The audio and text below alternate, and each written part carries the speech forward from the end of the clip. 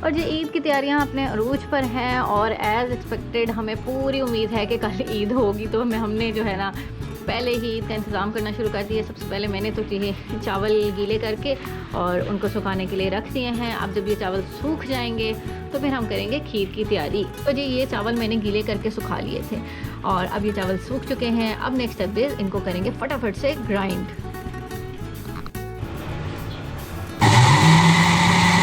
चलें जी, time for खीर। और दूध चूल्हे पे चढ़ चुका है और 3 किलो मैंने डाला खुला दूध और 2 किलो मैंने डाला इसमें ऑल पर। और जी फटाफट से इसमें 1 जग आपने डाल देना है पानी का, क्योंकि ये पकने की वजह से फिर अगर आप पानी नहीं डालेंगे तो बहुत ज़्यादा थिक हो जाती है। और साथ ही जो चावल ग्राइंड करके आपने रखे थे फटाफट से ठंडे दूध में डाल देना, क्योंकि जब हम गर्म दूध में अगर ये चावल डालते हैं ना तो वो एकदम से जुड़ जाते हैं। तो ठंडे दूध में ये बिल्कुल भी मसला नहीं होता है कि चावल जुड़ेंगे, वो बिल्कुल भी नहीं जुड़ते हैं। और ये याद रखिएगा कि अगर आपके पास 6 किलो दूध है तो उसमें आपने डालने हैं 2 कप चावल। और साथ ही साथ मैंने क्योंकि साथ में दही भल्ले भी बनाने थे तो मैंने उसके लिए भी आलू फटाफट से क्यूब में काट के वो चढ़ा दिए थे। और साथ ही यहाँ मैंने डाल दिया आधा पैकेट खीर मिक्स का, और वो इसलिए डालती हूँ ताकि उसका टेस्ट ज़रा अच्छा बन जाता है। साथ में 2-4 इलायचियाँ भी डाल दें, आपकी मर्ज़ी। अगर तो आपको इलायची पसंद है तो डाल दें, नहीं पसंद तो ना डालें, मुझे बहुत पसंद है। और इसके अलावा जी ये आलू साथ में उबल गए थे और हमने फटाफट से इनको भी निकाल लिया। दोनों ही चीज़ें साथ साथ चल रही थी ताकि जो है ना फटाफट से सारे काम हो जाए। इसके बाद जी लें छोटे छोटे से कोई 2-3 प्याज और उनको बारीक बारीक बारीक बारीक चॉप कर लें। और वो इतने मज़े का दही भल्ले में उनका टेस्ट आता है ना। और मैंने भी यहाँ पे ले लिए जी 3-4 प्याज और फटाफट से इनको चॉप कर इनको डाल दें आलूओं के साथ।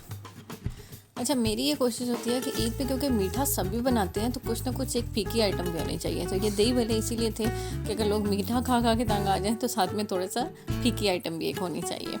और जी यहाँ पे खीर उबलना शुरू हो गई थी तो मैंने उसमें क्योंकि खोया नहीं था तो खोए की जगह मैंने उसमें बर्फ़ी डाल दी थी। तो मिठाई बहुत ज़्यादा आजकल आई हुई थी तो मैंने कहा चलो उसी का फ़ायदा उठाते हैं। और कुछ मैंने 5-6 पीस बर्फ़ी के इसमें मिक्स कर दिए थे। वो भी तकरीबन सेम ही होता है, अगर आपके पास खोया नहीं है तो आप उसकी जगह बर्फ़ी डाल दें, कोई मसला नहीं है। और जी दूसरी जगह पे मैंने यहाँ पे फटाफट से दही भल्लों के लिए बेसन घोल के रख दिया था। इसमें मैंने सिंपल ज़ीरा, नमक, काली मिर्चें और थोड़ा सा मीठा सोडा डाला था। और इसको अच्छी तरह से मिक्स कर लें और इसको तकरीबन आधे घंटे के लिए छोड़ दें। आधे घंटे के बाद कढ़ाई रखें और कढ़ाई में छोटी चम्मच लें, और बड़ी चम्मच से मैं नहीं डालती तो बहुत बड़े बड़े फिर भल्ले बन जाते हैं। तो आप छोटी चम्मच लें और छोटी चम्मच से एक एक करके जो है ना भल्ले फ्राई करना शुरू कर दें। ये याद रखिएगा कि हमेशा इसके लिए आंच आपने हल्की रखनी है।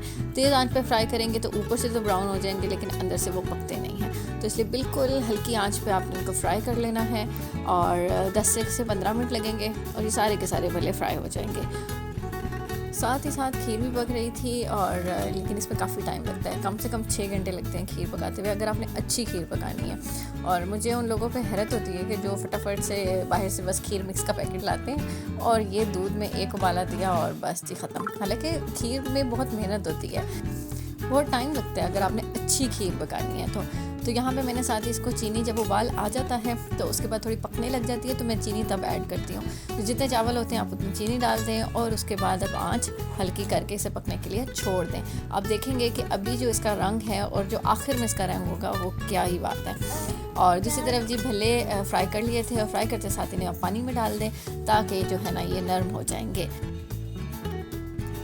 साथ में दूसरी तरफ फटाफट से जी दही लिया मैंने और दही में थोड़ी सी चीनी डाली। और चीनी इसलिए मैं हमेशा डालती हूँ कि दही भल्लों में अगर दही खट्टा हो तो फिर वो मज़े का नहीं होता। तो आप इसे बिल्कुल मीठा कर लें, इसे चख लें, अगर ज़रूरत है तो और डाल लें, अगर नहीं ज़रूरत है तो बस 2-3 चम्मच से काम चला लें। तो उससे ये होता है कि बहुत ही मज़े का टेस्ट आता है। चलिए जी टाइम फॉर मिक्सिंग। और आलू के अंदर जब प्याज हमने डाले थे उसमें छोटी छोटी सी मैंने सब्ज़ मिर्च काट के डाली, थोड़ा सा नमक डालें, थोड़ा सा इसमें चाट मसाला डालें और जी ये आपकी चाट बनके तैयार है। अब आपने करना ये है कि इसे एक बाउल में निकाल लें फटाफट से, और बाउल में निकालने के बाद इसके ऊपर रखें भल्ले, और भल्ले रखने के बाद आपने क्या करना है कि दही जो आपने मीठा सा दही था वो इसके ऊपर उंडेल देना है। अब जी इसके ऊपर साथ साथ करें गार्निशिंग, थोड़ा सा डालें चाट मसाला और साथ में थोड़ा सा हरा धनिया। तो ये खूबसूरत सी चाट आपकी बनके तैयार हो गई है। तो जी सारी की सारी चाट को मैंने डिश आउट कर लिया और मैंने सारी डिशों को बहुत अच्छे से सजा लिया। और तकरीबन 3 बाउल्स मेरे बने थे, 4 बाउल्स बने थे दही भल्लों के, और ये अब जाएंगे सीधा सीधा फ्रिज में। अब जी बारी है दूसरे नंबर पे खीर की, और खीर बहुत टाइम लेती है, बहुत ही ज़्यादा, अगर आपने अच्छी खीर बनानी है तो। और जी तकरीबन अफ्तारी का बीच में टाइम हो गया था, तो मैंने अफ्तारी भी कर ली और चाँद भी नज़र आ गया।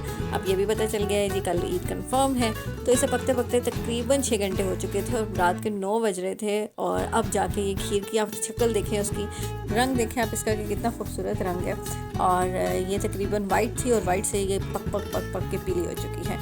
सारी की सारी खीर मैंने डोंगों में निकाल ली और मैंने कोशिश करती हूँ कि छोटे छोटे डोंगे अलग अलग बनाएं, क्योंकि मेहमान के आगे आप यूज़ डोंगा रखें तो बहुत ही बैड इंप्रेशन पड़ता है। तो इसलिए मैंने कोई 5-6 डोंगे इकट्ठे रख लिए, जिसमें थोड़ी थोड़ी खीर निकाल ली। और बादाम थे मेरे पास, मैंने बादाम को छोटा छोटा पीस लिया और पीस के उसकी गार्निशिंग कर दी।